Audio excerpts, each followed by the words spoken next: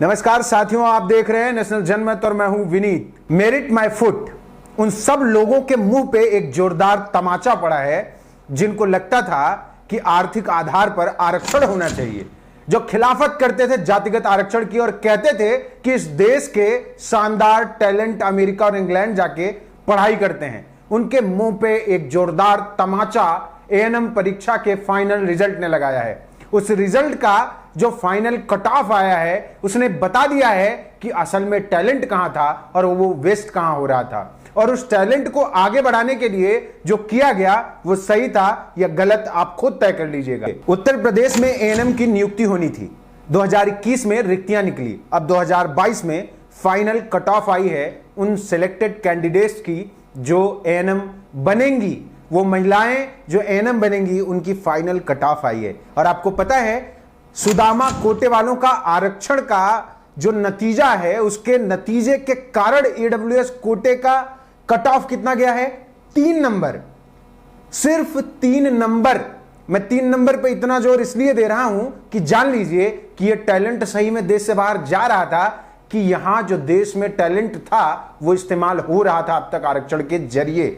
EWS के बाद किस तरीके से उस आरक्षण का गलत इस्तेमाल हो रहा है, किस तरीके से असंवैधानिक तरीके से आर्थिक आरक्षण देकर बेवकूफ बनाया जा रहा है और उसके जरिए ऐसे नाकाबिल लोगों को सामने लाया जा रहा है, उसका एक सबूत है। जो लोग कहते हैं कि जाति के नाम पे आरक्षण देके ओबीसी एससी एसटी को बेमतलब आगे बढ़ाया जा रहा है और उनकी जगह जो टैलेंटेड लोग हैं सवर्ण समाज में उनको पीछे ढकेला जा रहा है, उनको दूसरी जगह ढकेला जा रहा है। वो देख लें कि ओबीसी एससी एसटी की महिलाएं कितनी जागरूक और शिक्षित हैं, कितना असर है उनके ऊपर शिक्षा का, कितना असर है आरक्षण का, और कौन काबिल है कौन नहीं काबिल है ये आप खुद समझ लीजिए। जिस तरीके से ईडब्ल्यूएस को जबरदस्ती लागू किया गया, सुप्रीम कोर्ट में जातिवादी नजरिए के तहत ईडब्ल्यूएस पर सुनवाई नहीं हो रही है, लगातार ईडब्ल्यूएस का मामला सुप्रीम कोर्ट में लटका हुआ है, वो बताता है कि किसके साथ अब तक धोखा हो रहा था और अब किसके साथ धोखा किया जा रहा है। हर बात में जो लोग इस बात पे सवाल उठाते हैं कि जातिगत आरक्षण नहीं दिया जाना चाहिए। अभी हमने एक वीडियो बनाया था आरक्षण पर, जिसमें तमाम लोगों ने कमेंट से लेकर मैसेज बॉक्स तक में जी भर गरियाया, और गरियाना तो छोड़ दीजिए, जहां मौका पा रहे थे सिखाने लग जा रहे थे कि क्या बकवास करते हो। अरे कहां, ये देख नहीं रहे हो 80 लोग के आसपास 4-4 गाड़ियां खड़ी हैं, हम लोग के पास क्या है? हमको तो मिलना चाहिए आरक्षण। इस शऊर पे आरक्षण चाहिए, इस पर जिस पर आपको काबिलियत नहीं है और आप नगाड़ा पीटते हैं कि आपके अंदर काबिलियत, और आपकी काबिलियत बर्बाद जा रही है। ओबीसी एससी एसटी का हक आपने सालों मारा, सदियों मारा, तब आपको इस बात से फर्क नहीं पड़ा था क्या? आप अलग से आरक्षण लेके बैठे हुए हैं, तब आपको इस बात पे सवाल उठाने की जरूरत नहीं लगी है, तब मजा आ रहा था। और आज जब आपको ईडब्ल्यूएस कोटे से आरक्षण मिल गया और धोखे से दिया गया, तब आपने क्या रंग दिखाया है देख लीजिए। 66,000 रुपए तकरीबन हर महीने कमाने वाले लोग ईडब्ल्यूएस के जरिए गरीब बनके, सुदामा बनके मलाई काट रहे हैं। इंतजार इस बात का है उनको कि कब ओबीसी एससी एसटी के लोग वैसे ही हजारों साल पीछे चले जाएं जैसे उनके नीचे दबे कुचले थे, भले ही वो महामूर्ख थे, भले ही वो कंपटीशन में ओबीसी के 42 की बजाय अपने 3 नंबर लाते हों, लेकिन वो चाहते हैं कि आज भी ओबीसी एससी एसटी के लोग आगे ना बढ़े।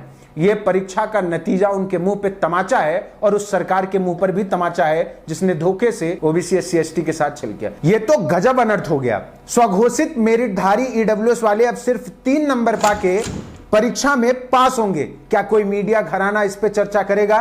क्या कोई बौद्धिक जगत का चमकता सितारा इस पे चर्चा करेगा? या सारे मंडल विरोधी अब अपने बिल में घुस गए हैं? अब तो इनको अपने कहे पर शर्म आनी चाहिए। ऐसा ही कुछ वरिष्ठ पत्रकार दिलीप मंडल जी ने ट्वीट करते हुए लिखा कि ये यूपी में हुआ, आप लोगों का मेरिट किधर घुस गया? जन्मजात मेरिट वालों, दरिद्र सवर्ण आरक्षण यानी सुदामा आरक्षण की पोल खुल चुकी है। 66,000 महीना आमदनी वाले सवर्ण नौकरी के लिए दरिद्र बने हुए हैं। ये बंद होना चाहिए, सुप्रीम कोर्ट इसकी समयबद्ध सुनवाई करे। ईडब्ल्यूएस फ्रॉड, ऐसा दिलीप मंडल जी ने इसलिए लिखा कि वो लगातार ईडब्ल्यूएस मामले पर अपनी आवाज उठाते रहे हैं, और इस बात पर भी कि सुप्रीम कोर्ट ने अपने कैसे जातिवादी नजरिए के कारण ईडब्ल्यूएस मामले की सुनवाई अब तक सुप्रीम कोर्ट में नहीं की है और समय नहीं दिया है। और इस पूरे मामले में सुप्रीम कोर्ट का भी वो जातिवादी नजरिया उजागर हो चुका है, जिससे पता चल रहा है कि ईडब्ल्यूएस जिसके लिए सब लोग लड़ रहे हैं, सभी पार्टियां, चाहे वो सपा हो, बसपा हो, भाजपा हो, कांग्रेस हो, सब ईडब्ल्यूएस के समर्थन में जाके खड़ी हो गई हैं। ये सारी पार्टियां जो ईडब्ल्यूएस का समर्थन करती हैं, उनको सोच लेना चाहिए कि उनको किसके वजह से सत्ता मिलती है, खास करके सपा और बसपा को। उत्तर भारत की तमाम पार्टियां जिनको इन्हीं ओबीसी, एससी, एसटी की वजह से सत्ता में आने का मौका मिला, उन्होंने ईडब्ल्यूएस का समर्थन किया और उस समर्थन का नतीजा देख लीजिए। आप भी अगर ये मानते हैं कि मंडल कमीशन के द्वारा मिला आरक्षण गलत है, संविधान के द्वारा मिला आरक्षण गलत है, तो आप भी एक नजर मारिए उस टैलेंट पर जो अमेरिका जा रहा था। क्या सही में यही टैलेंट था जिसको अमेरिका भेजने की जरूरत थी? क्या यही टैलेंट था जिसके लिए ओबीसी, एससी, एसटी के आरक्षण पर उठते सवालों पर अखिलेश यादव जैसे और मायावती जैसे नेता अपनी तरफ से आवाज नहीं उठाते? क्या यही टैलेंट था जिसकी वजह से वो ईडब्ल्यूएस के समर्थन में थे, इन्हीं टैलेंटों को जगह देने के लिए? और ये टैलेंट सिर्फ क्या 15% लोग जिनकी आबादी मुश्किल से है, उनको पूरे में 10% आरक्षण मिल गया, उनके लिए ये टैलेंट दिखाना ज्यादा जरूरी था? और वो भी आर्थिक आधार पे, जो कि संवैधानिक है ही नहीं, और उसका समर्थन आप हर जगह करते फिर रहे हैं। ये तमाम विरोधी पार्टियां और सत्ता में बैठी पार्टियों के लिए भी आईना है, और उनके लिए भी जो लोग मंडल कमीशन के खिलाफ बकबक किया करते हैं, उनके लिए भी जो जात के आधार पर मिल रहे आरक्षण के खिलाफ कुछ भी बोलते फिरते हैं, जिनको लगता है कि जात के आधार पर आरक्षण नहीं मिलना चाहिए। और आपको अगर फिर भी लगता है कि जात के आधार पर आरक्षण नहीं मिलना चाहिए, तो हमारा पिछला वीडियो जरूर देखिएगा, लिंक आपको डिस्क्रिप्शन में दे रहे हैं। अगर आपको हमारा ये वीडियो पसंद आया हो तो बने रहिए नेशनल जनमत के साथ। धन्यवाद।